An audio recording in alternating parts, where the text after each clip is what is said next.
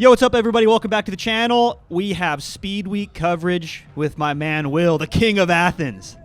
Good to have you, buddy. I stole that from somebody in my comments section, the king of Athens. Man. So fun. So Will just is hot off of lapping the field at one of the most prestigious single crit races in the country, Athens Twilight Criterium, which is, incidentally, stage, 2 of Speed Week, right? Mm-hmm. Yes, it is. So we're on stage 3 now. We're on stage 3 now, but just to do a quick recap, stage 1, you were in the breakaway. Your Insta360 came launching off the mount, so we actually don't have footage from stage 1. If you want to see stage 2, where Will lapped the field at Athens, which is absolutely crazy, then you can check out his channel where he has an amazing recap. We'll leave a link in the description. But now we're on stage 3. You're wearing the leader's jersey because you made the breakaway in stage 1, and then, of course, you were second in stage 2. And how does it feel, man, to be the big dog in Speed Week? Dude, it's a little scary. I mean, I don't have like a full team force behind me here, and the guys in second, they do. So I'm just going to play as defensive as I can. But I'm going to be honest. I hate playing defensively for GC, so I'm not able to control myself in this race. And I'm going to do some things that I do regret now, but at the time, actually, you know what? I'd probably do them again. So this is important, obviously, because there's a lot of money on the line for each individual stage, but then it's Speed Week. There are 7 crits in total. This is all East Coast racing. I am not here. That's why, thankfully, Will, you have really good coverage of this. Not only coverage, man, you're killing it. There's also thousands of dollars on the line if you win the overall. So you are in a, shall I say, defensive position in order to defend that jersey. Tell me about the course, though. We got a little lollipop action with a hill, it looks like, in the rain. Yeah. Technical. Yeah. It's kind of downhill into that like weird turn.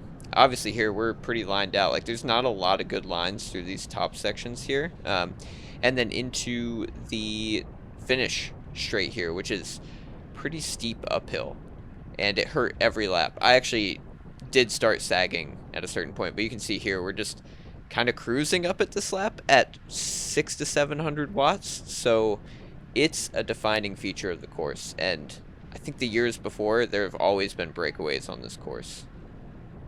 Yeah, so we're second half of the race now. Will, what are you doing on the front? I'm trying to bring back a move that I thought was kind of threatening. So there's stuff going the whole day, and there's just little gaps like this, and I mean there's guys up the road there that I don't want to be up the road anymore, and I'm just thinking it's worth spending the energy to get this back. Yeah, kind of threatening is an understatement. Second and third in this overall Speed Week are up there, and you being the leader, you kind of have to defend that jersey, so this is like a mandatory effort. And it's kind of unfortunate that you are up against these teams that have a bunch that are stacked, full squads, because under normal circumstances you would be like, hey, send 1 or 2 of your teammates up here to do this work. Not like the leader shouldn't be doing this, but also you have to be doing this, otherwise you're gonna just lose the jersey right here, right now. Yeah, missing out on a breakaway could mean I get like 15th, and then second in GC gets second or third, and then that's like 100-point gap, so I could lose a lot of placing in GC just if I let something big go and don't get a good sprint, Yeah, and the people to look out for were in those green jerseys. There's another one right there. Yeah. That's 2 Lukes. That's Lucas Burgoyne and Luke Fetzer. I guess a Lucas and a Luke. But they're both sitting really high. Obviously, we have Robin Carpenter on Legion, who is just always a threat no matter what he's doing. He's so strong. And, you're just like, hey, the best defense is a good offense. You're sending an attack. I got a little antsy. I don't really like to play defensively, and I liked this little corner part here, this little bob and weave into the uphill, so figured I'd give it a little go and see if they let a gap go, but unfortunately they were on my wheel pretty quick at this point. But you're given this advantage by being on the front. Like aggressive riding on a course like this, you have obviously this crest, and right in the middle of the course you go up each time, and then you have that little wiggle, which doesn't even really show in the course map in the bottom right.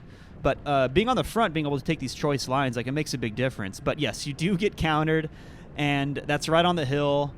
And you're doing some work here, but you're not really committed to it. I feel like, are you just going to like try to super tuck on the downhill? What's the idea here to bring this back?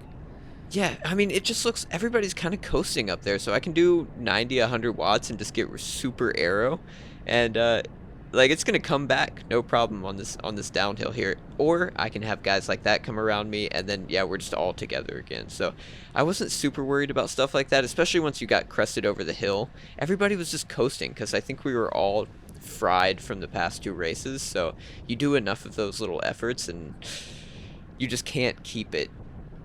Like you can't keep it going over the top and down into that corner.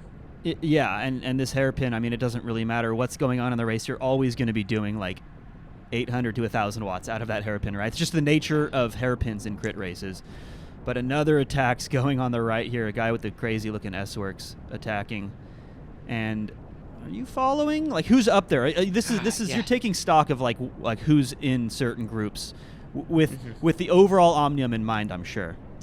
Yeah, up there. I mean, there was the guys that I'm threatened by are just up there the whole time, which is a problem. Like, everybody in the top 5, it's pretty close here because we're super early into speed week. So I just kind of have to like play my cards and hope I don't get screwed over, you know? Just like spend as little energy as possible and hope I come out on the winning side of it. But yeah, right here, luckily we're staying together again and like not pedaling too hard. Yeah, really dynamic course. It's basically like these sprint repeats up this climb each time, it feels like. And oh yeah, is that clever? Yeah, that's clever. Sent a good little line there, I think. The feet on those barriers terrify me sometimes. We'll run over them into these big races oftentimes, and like I know it's like not that big of a deal, but the scary part is if your bar tape just touches one of those barriers, like you are just going to immediately face plant. Yeah, absolutely. Yeah, those barriers need to be covered by something. They also had like kind of road armadillos is what they were called, right on the entrance to that little corner. So a few course features that could have been consequential, but luckily we were all racing kind of within ourselves and it wasn't a problem. Yeah, given the fact that you have this technical course with partially wet roads, I mean, this is when it's especially dangerous. If it's always wet, then you kind of know what you're in for. When it's like wet, then dry, then wet, then dry, which it looks just like one of those days, that's when it can be dangerous because people will be taking lines that they think they can take because they can when it's dry, but when it's wet, it's like terrifying and slippery and dangerous. So, yeah, kind of surprised to see that there were no crashes, especially given how crash-heavy Athens was. Yeah.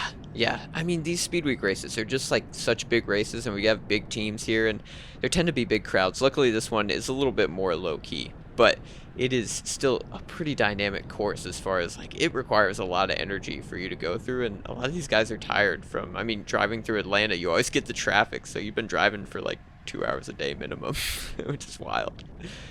This whole race just looks so attacky. Like, yeah again, we were just talking about that corner. There was 1,100 watts. He just punched it up to. But you are having to respond to so many. Like, was there a certain point where 21 kilometers to go? There's still quite a bit of racing, but was there a certain point where you're thinking, like, I got to let one of these attacks go? As the race leader, everyone is just attacking you. At a certain point, you have to make a decision, right? Like, well, it looks like you're following this one. not this one.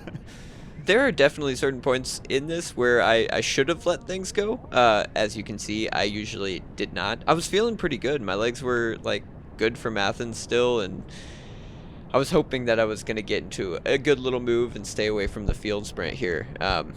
Yeah, you can see I'm not holding the bars anymore. I'm just grabbing, like, right on the inside of the bars next to my stem, and you just, like, tuck down as much as you can, getting a lot of free speed, and then coming around Lucas here. See, the problem with these little moves going is you can see those guys off the front. They just kind of rolled off the front when somebody let a gap go, and then all of a sudden they have 5-6 seconds. But then the field is just so fast. Like, we went so fast to catch them right here, and then we're pretty much just right back on their wheel again. Yeah, this is wild. You hit, I think, 43, 44 miles an hour on on that descent in a super tuck, or something resembling a super tuck. By the way, you're allowed to super tuck. This isn't a UCI race, right? You can super tuck, right?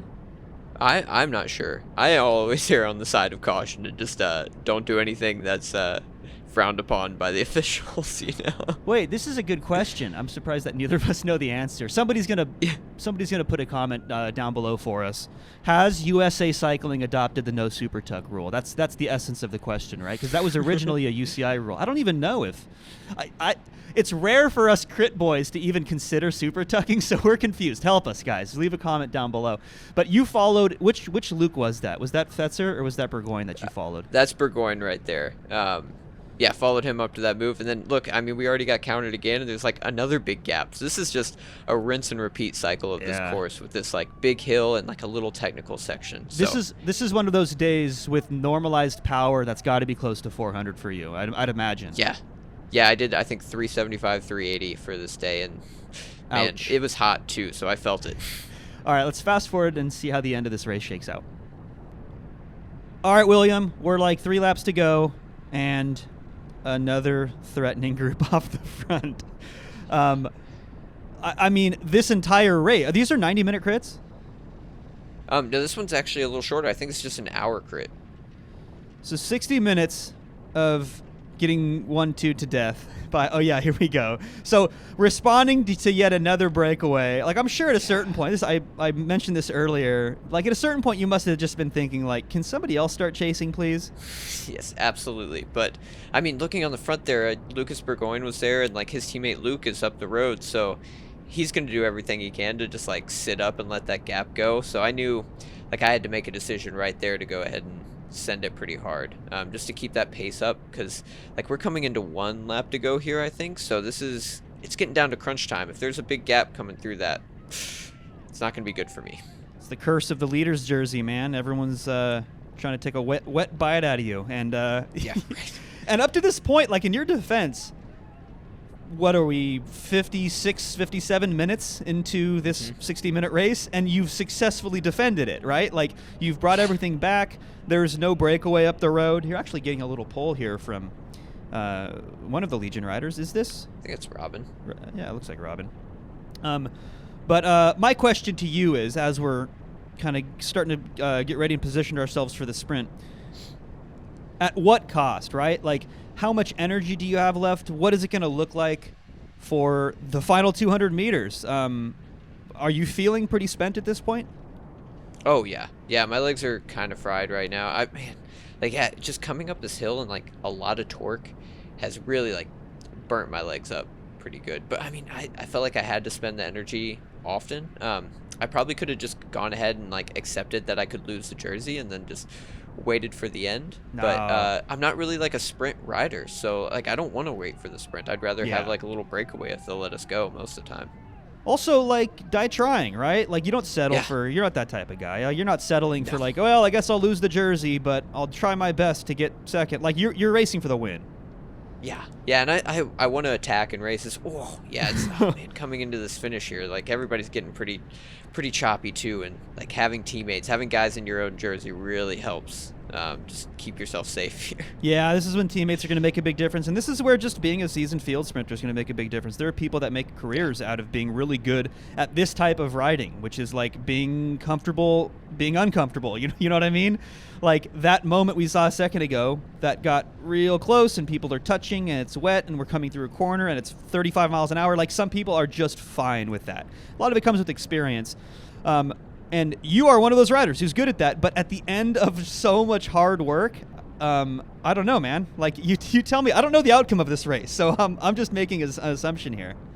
Yeah, I'm really just, like, trying to get, I feel like positioned into this last little chicane is the best thing you can do, and honestly, like, they just had the inside of that corner there, so I got a little gapped off by Clever, and man, I started standing up and sprinting, and my legs are just torched right here, so you can see them opening up that little gap to me, and yeah, not good. And you got to lead out riders, right? You saw the Legion rider, and then there's Burgoyne leading out Fetzer, or maybe it's the other way around. Point is, you have riders making it fast in order to punish riders like you who are on their limit and don't have much for the final 200 meters. But what was the final tally? It looks like, this guy's like cramping as he comes across the line. Yeah. Full-blown cramp right there. I think I ended up getting 12th. I stayed in second overall by not a lot. I think it was like roughly like a point into that next race. So it was super close. I got a few point sprints halfway through, so that saved me a bit. But Man, I really wish I could have gotten like a good position in the finish here, but my legs were just not having it.